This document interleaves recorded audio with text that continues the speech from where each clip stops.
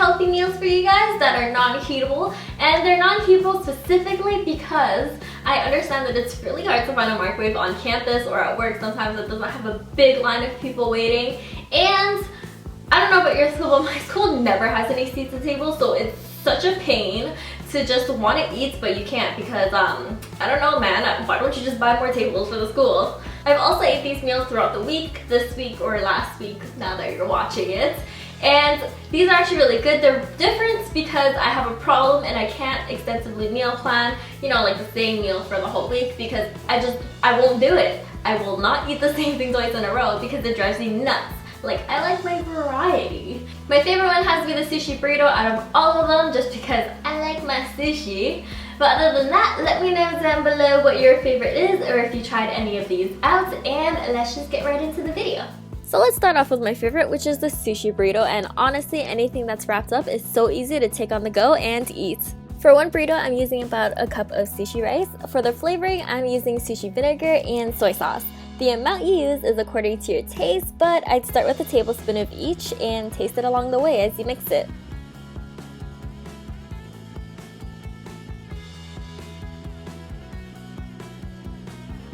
Alright, so now for the fun part. I'm going to be taking a sheet of sushi seaweed and with a crease side up, start patting the sushi rice down.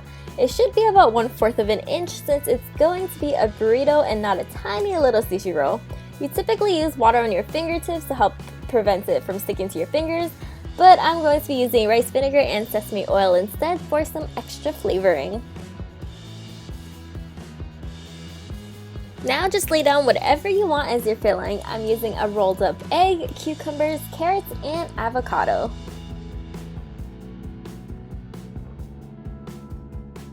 When you're satisfied with your fillings, we can begin to roll the sushi up. Make sure you roll it tightly as you don't want anything to fall out. Take your time if you need to. If you don't have a sushi mat, you can always use a saran wrapped magazine instead. Also, to help the seaweed stick, you're going to want to wet it with some water or some rice vinegar.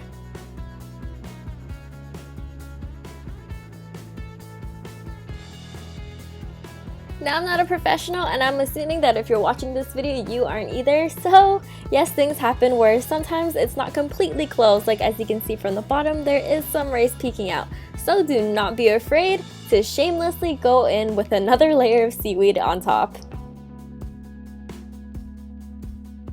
After that, we're basically done. You can definitely cut off the ends if you want for a cleaner look, or you can keep it as is and roll it up. Next up is the cucumber pasta salad, which I have been eating for the longest time, and I did find this recipe online but simplified it because obviously I don't have that many ingredients in my house, so I'm making do with what I've got. This recipe is really easy, but the main part that you do need to pay attention to is how you're going to be cutting the cucumbers. You have to cut them in half and make sure that you do seed out the seeds in the middle, because if you don't, everything's just going to get super soggy and nasty, and you're just not going to like that. Other than that, you're just going to chop it up as well as any other vegetables of your choice that you want to put in it. Honestly, you literally just throw everything together for this recipe. We're going to be starting off with some pasta that's been cooled down and rinsed. I'm also adding some bean sprouts that I've boiled for a few minutes just to make it a little softer, and rinsed it in cold water as well. You also can't forget the cucumbers because it is obviously called a cucumber pasta salad. I'm also adding some chopped up chives or green onions for some flavor. I'm adding some chopped up chili peppers, but this is optional. You do not have to put it in if you don't like spicy food. Finally, to add some crunch, I'm adding some shredded up iceberg lettuce. As for the sauce, you can add however much you want. Just make sure you stay in these portions, which is 2 tablespoons of sesame seed, 2 tablespoons of soy sauce, and 1 tablespoon of rice vinegar. To finish the salad up, you just have to mix it up just like any other salad, pack it away, and you are basically done.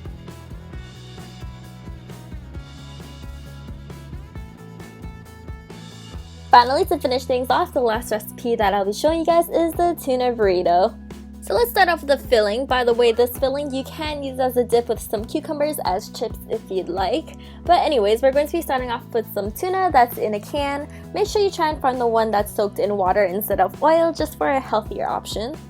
Next up, I'm adding about half an onion. You can add less onion if you'd like, if you don't really like it. I really like my onion and garlic, so I'm going to be putting half an onion, which may be a lot to some of you guys. After that, you gotta put in some veggies like some celery, and if you have coriander, I would recommend you put that in too as well.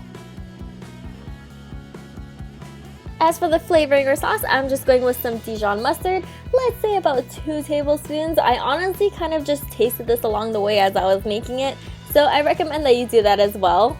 You also cannot forget about lime. You can use lemon if you'd like, but lemon's kind of expensive, so I have lots of limes in my house. I'm just using a whole lime because I really like my things sour. And obviously, after that, we're just going to be mixing everything together, making sure that it's well combined. Do make sure that you taste this along the way to see if you need to add some extra flavoring, like some peppercorns or salt or even more Dijon mustard. Taste it along the way. Make it according to whatever you like eating. Now for, in my opinion, the fun part, which is wrapping everything together. So I have a whole wheat tortilla wrap. You can use whatever wrap you'd like. And I'm just laying down my veggies. So I have some tomatoes, cucumbers, and some avocado slices.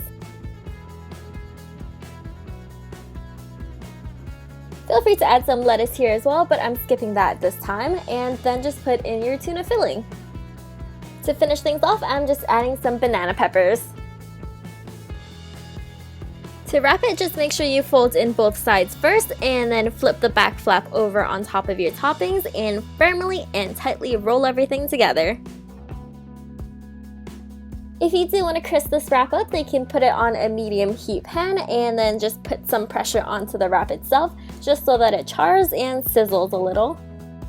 After that, you are done your beautiful, beautiful wrap. You just have to wrap it up or put it in a container and you're good to go. If you found this video helpful, make sure that you do give me a thumbs up, and I will see you guys next week. Bye!